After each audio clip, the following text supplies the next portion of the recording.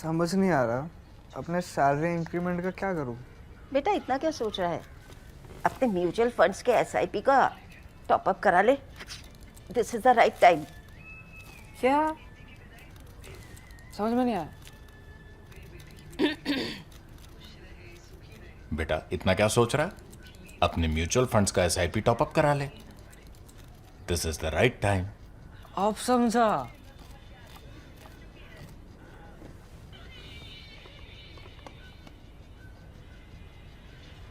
Mutual fund investments are subject to market risks. Read all scheme-related documents carefully. Defense Ministry has made an announcement which is quite interesting and quite striking. It is striking. We all know about AMCA, Advanced Medium Combat Aircraft. That is something that's been on the drawing board now since 2007. About 10 years back, when I had visited HAL for recording a walk the talk with ADA experts who were working on the designs for both Tejas as well as AMCA, further iterations of Tejas and AMCA. I had seen models displayed there. That was 10 years back.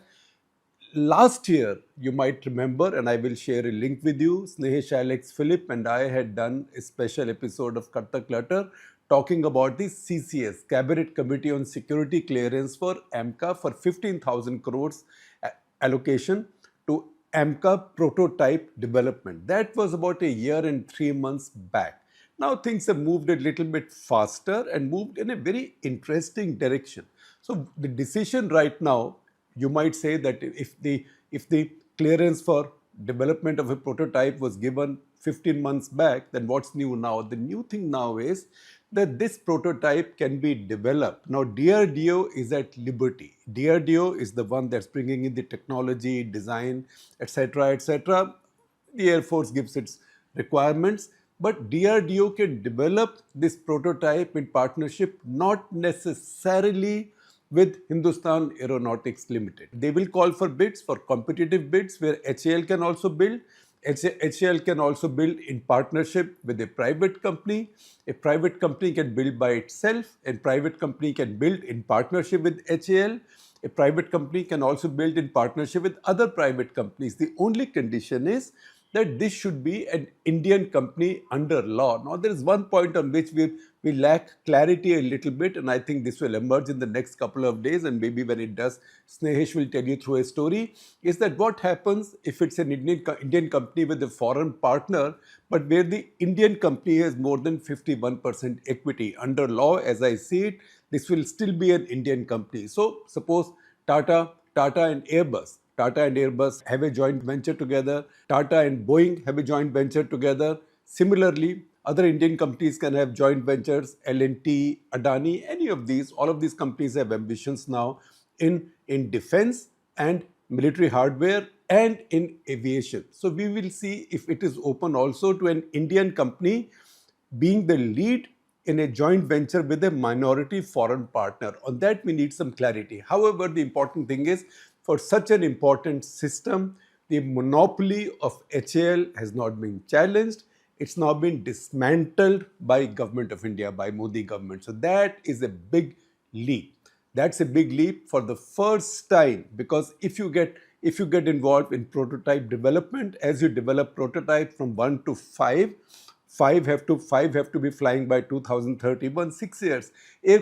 Modern aircraft development is a painstaking, long process. It should not be as long as it is in India, but in India we also have our own implementation cholesterol. It's now becoming a cliche, and for this there is no pharmaceutical treatment. This just needs governance reform or a sense of urgency. It seems now that sense of urgency is coming because the centrality of air power in future conflicts, which might be very short.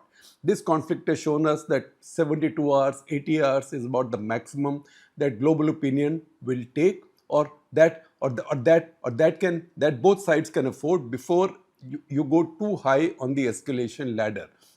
When you do this, then the centrality of air power comes in. The second thing that's become quite evident is that all air combat will now be beyond visual range, and also the delivery of weapons from air to the ground will also be at long ranges.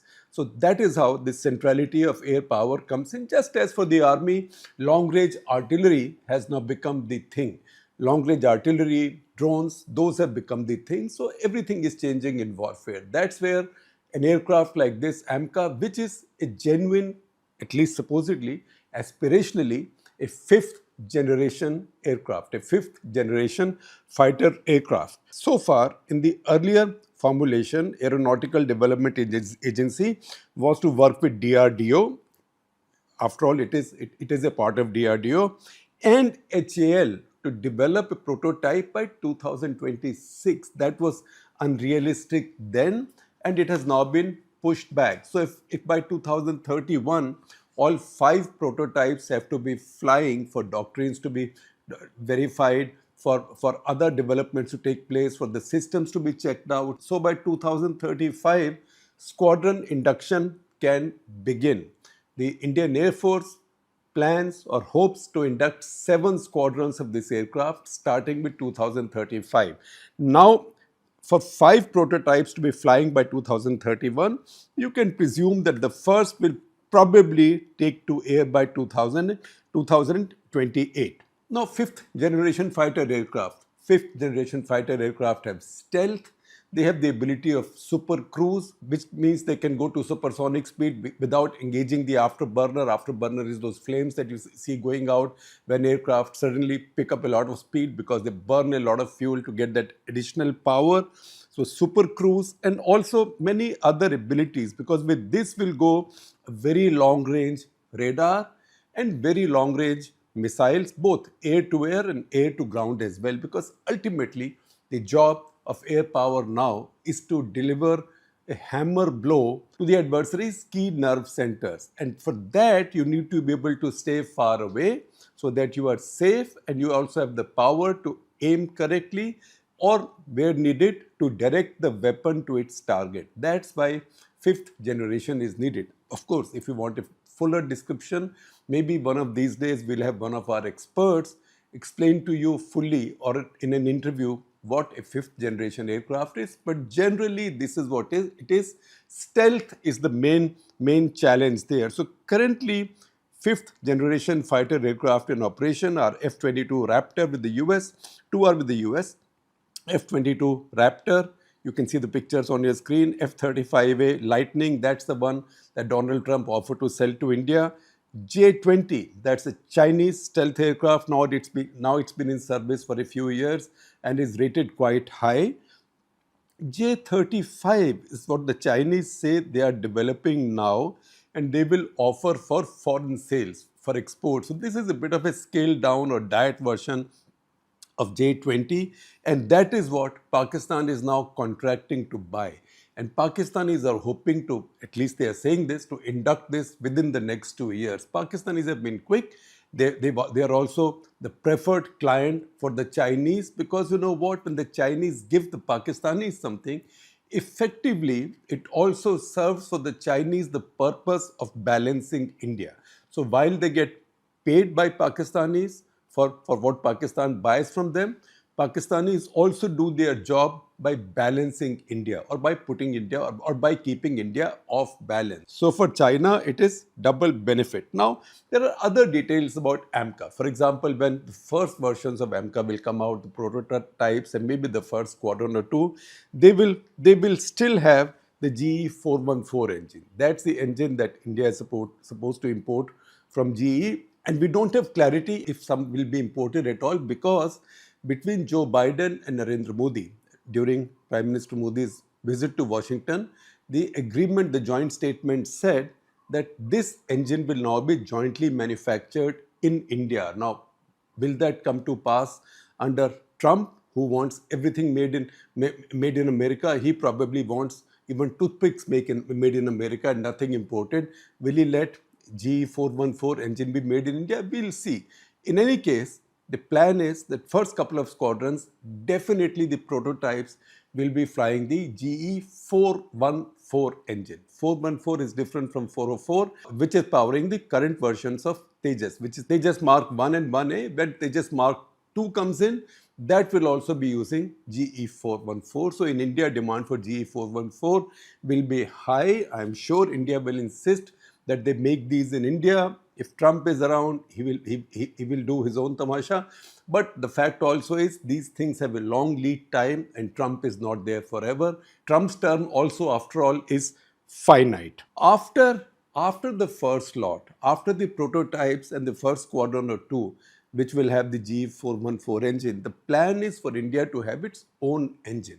Now, India has been working for an engine project, jet engine project called Kaveri, and that is something that I saw under development in 1985. That was 40 years ago when I wrote a cover story for India Today magazine on India's defense modernization. That project has remained stuck. It did not quite attain the level for a modern fighter aircraft.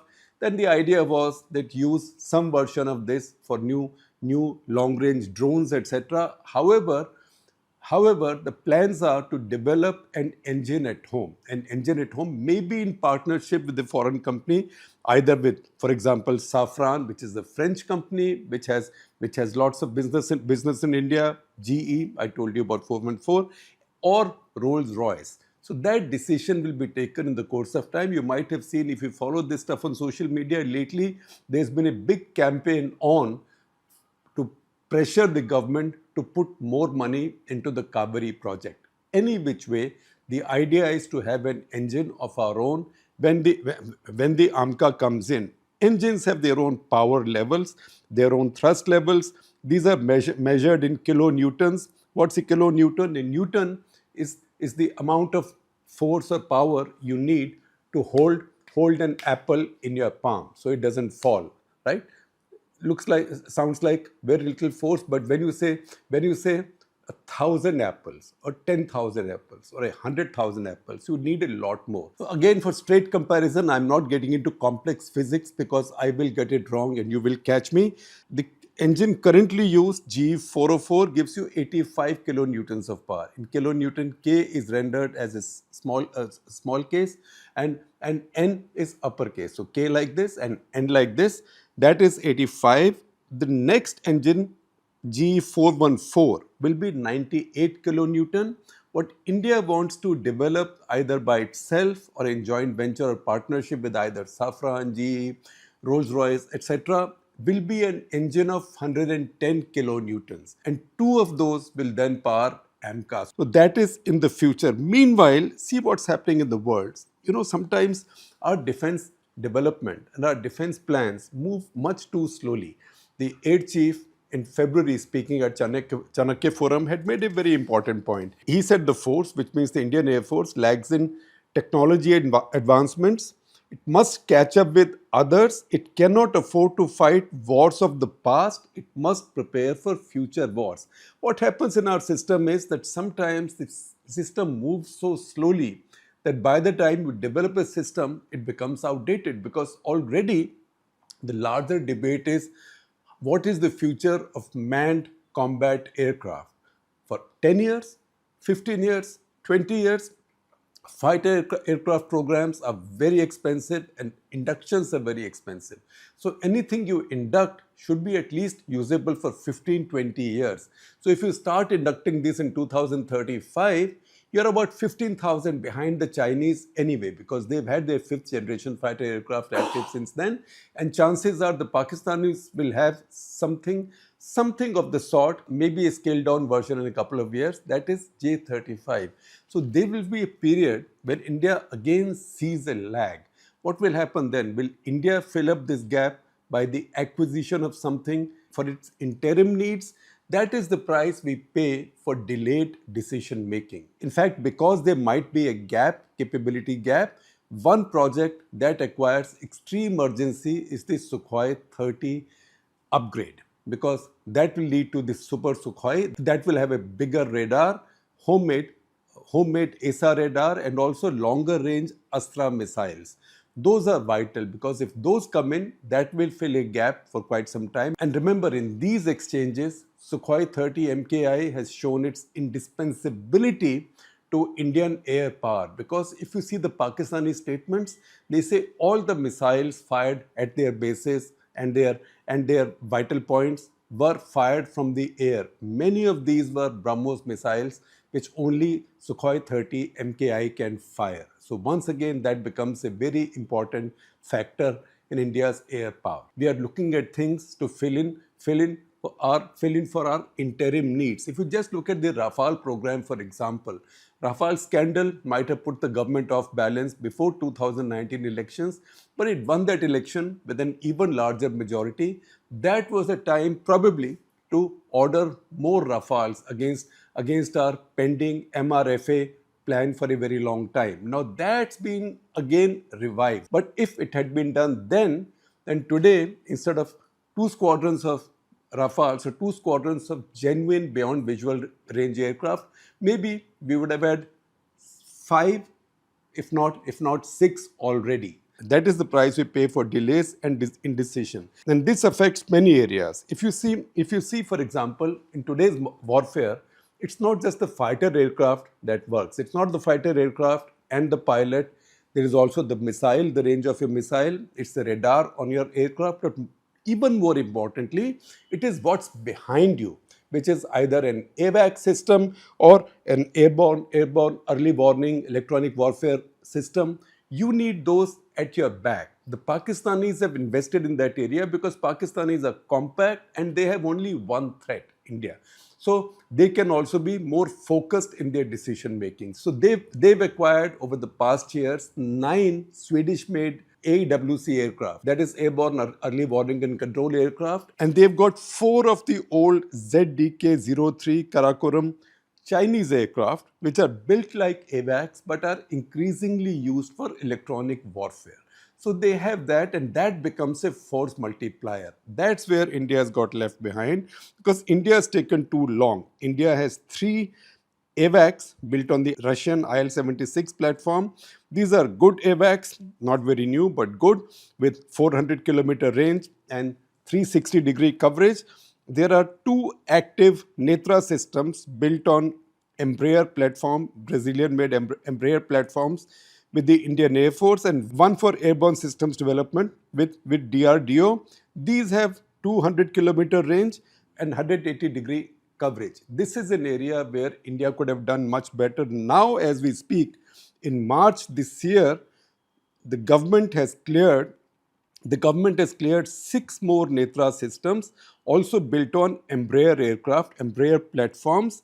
This will be called Netra 1A and will have a longer range. Now, that process is yet to get moving because you will now go out buying these planes, there will be bids, and then you will start working for them. So this will take time. At the same time, 6 of the old Air India Airbus aircraft have been acquired by Indian Air Force at about 200 crores each. The idea is that these will be developed into our future AWACS between DRDO and Airbus, because after all, somebody has to cut open these aircraft, put the radome, etc., change the structure from inside. An AWACS system is very different. It is basically a radar lab, and because it is supposed to stay in the air for a very long time, there are crew resting spaces, crew sleeping spaces, so crew can take turn, experts, radar experts and controllers can take turn and manage an air battle in a dynamic situation for a very long time. That also is a decision that's been taken in principle,